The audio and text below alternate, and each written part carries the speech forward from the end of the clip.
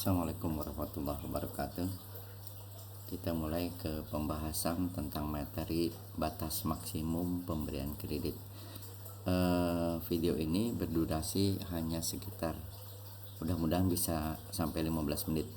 Dan kalian silakan simak. Nanti kita adakan diskusi ya. Pembahasannya begini.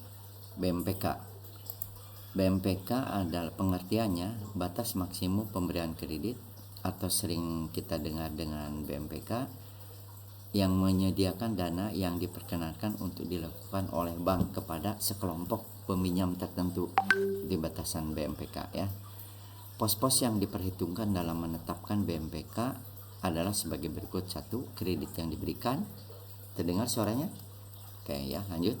Kredit yang diberikan, surat berharga, penempatan pada bank lain, tagihan akseptasinya, transaksi rekening administratif, transaktif, derivatif, serta penyertaan. Itu adalah pos-pos yang diperhitungkan ketika akan melakukan BMPK. Next, selanjutnya adalah pedoman kebijakan dan prosedur tertulis tentang penyediaan dana pada pihak terkait.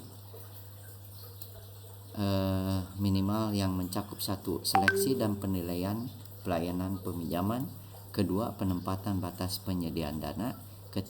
Sistem informasi manajemen penyediaan dananya. Sistem pemantauan terhadap penyediaan dananya. Buntut mengatasi konsentrasi penyediaan dana berpersoalan. Nanti itu yang akan kita bahas. Oke, lanjut.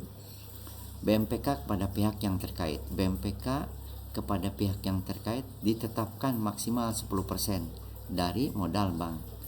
Pihak-pihak yang terkait itu adalah 1. Perseorangan atau badan perusahaan atau badannya, badan usahanya yang maksud Bapak, yang mempunyai hubungan penyediaan dengan bank melalui hubungan kepemilikan, kepengurusan maupun keuangan. Next, selanjutnya yang dimaksud yang termasuk pada pihak terkait antara lain 1. Pemegang saham, pemegang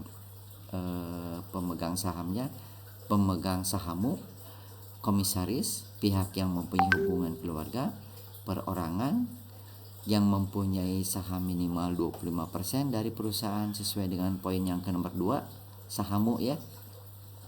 Perusahaan yang dimiliki oleh pihak ke-1 sampai dengan ke-5 yang tadi 10%, perusahaan yang operasional, pengawasan dan keputusannya dipengaruhi oleh pihak nomor 1 sampai poin 1 sampai dengan 5. Anak perusahaan bank dengan kepemilikan bank memiliki minimal 25% dari modal bank.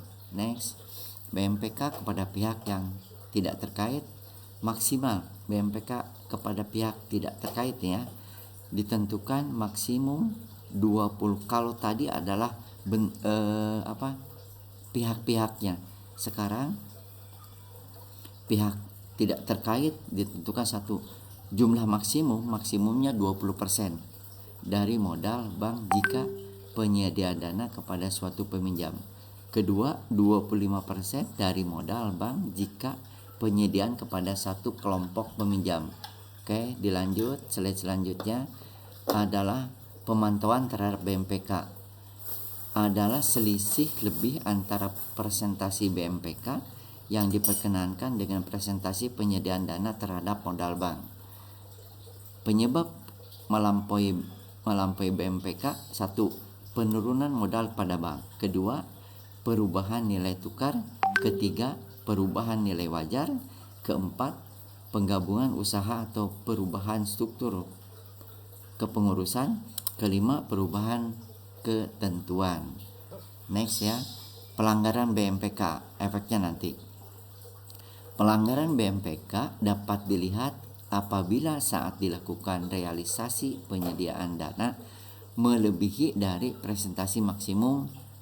Rumusannya begini: penyediaan dana pada saat pemberian dibagi dengan modal saat pemberian. Penyediaan dana dikali 100% dikurangi BMPK. Itu rumusannya. Jadi sudah terukur nanti. Nanti kita jelaskan di sesi tanya jawab.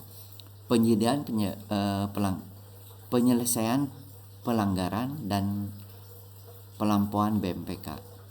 1. Penyelesaian untuk pelanggaran BMPK paling lambat 1 bulan. Jadi jika sudah terjadi ada penyelesaiannya.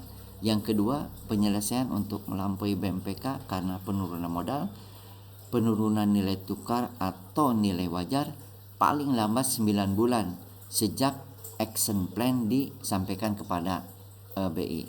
Ketiga adalah penyelesaian untuk melampaui BMPK karena penggabungan usaha atau perubahan struktur kepengurusan. Paling lambat itu 12 bulan. Keempat adalah penyelesaian untuk melampaui BMPK karena perubahan ketentuan BI ditetapkan paling lambat adalah 18 bulan. Ya, agak lama. Next. Selain BMPK yang akan kita bahas adalah kualitas kredit dan penyelamatan kredit. Untuk memelihara kredit yang berkualitas yang baik diperlukan penerapan prinsip kehati-hatian, yaitu tidak melanggar loan to deposit ratio, tidak melanggar BMPK, memenuhi ketentuan 20% dari portofolio kredit harus disalurkan ke UMKM dan koperasi. Keempat, poin selanjutnya adalah penyebab kredit kurang berkualitas. 1. Kesalahan analisa kredit. 2. Kondisi perekonomian yang memburuk. Ya. Kualitas kredit bank umum berdasarkan pada kolektibilitas, ya. Kualitas kredit terdiri dari 1, ada 5. Lancar, dalam perhatian khusus, kurang lancar, dan diragukan, serta yang terakhir adalah macet, ya. Next, indikasi lain terjadinya kredit bermasalah. 1. Perputaran piutang dan persediaan penurunan current ratio aktiva tetap, kenaikannya lebih besar dari aktiva lancar. Kedua adalah penggunaan kredit tidak sesuai dengan tujuan awal. Ketiga adalah giro debitur sering terjadi saldo negatif. Cirinya nih.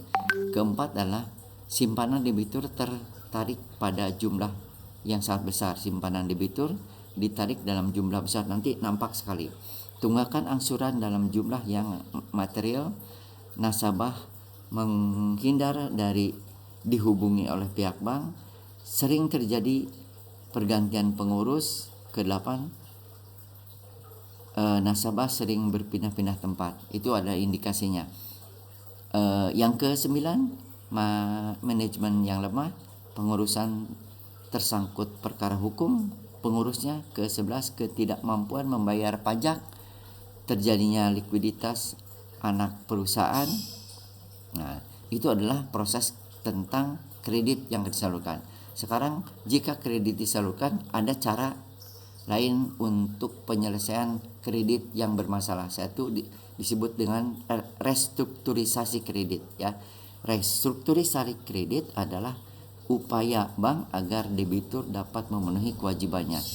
Oke, manfaat restruktur kredit: 1, diantara terhindar dari kebangkrutan, mengurangi ketidakpastian debitur, dan selanjutnya. Next. Nah, ini adalah kredit macet dan penyelamatannya.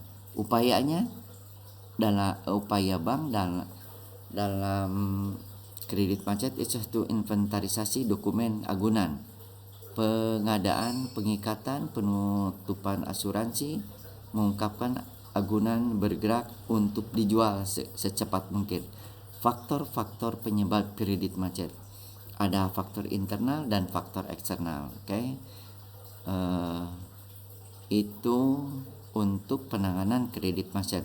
Sekarang tahapan penyelesaiannya bisa melalui PUPN atau penerbitan surat pemberian pengeluaran piutang negara, pemanggilan penangguhan utang, pernyataan bersama, surat paksa, sita agunan, lelang. Itu tahapan penyelesaiannya. Next, ya. Nah, ini adalah hambatan dalam penagihan kredit. Pertama adalah sumber pelunasan kredit tidak ada. Kedua, etikat baik nasabah berkurang. Nasabah hanya mampu menyelesaikan dengan jumlah agunan. Masalah agunan nilainya tidak marketable. Nilai agunan terlalu tinggi, agunan belum diikat, surat agunan yang palsu dan lain sebagainya. Dan kelima adalah strategi penagihan kredit. Oke, next itulah bahasan yang akan kita nanti bahas. Ini adalah video yang kalian harus lihat dan tonton. Mudah-mudahan ada manfaat. Wabillahi taufiq wal hidayah. Assalamualaikum warahmatullahi wabarakatuh.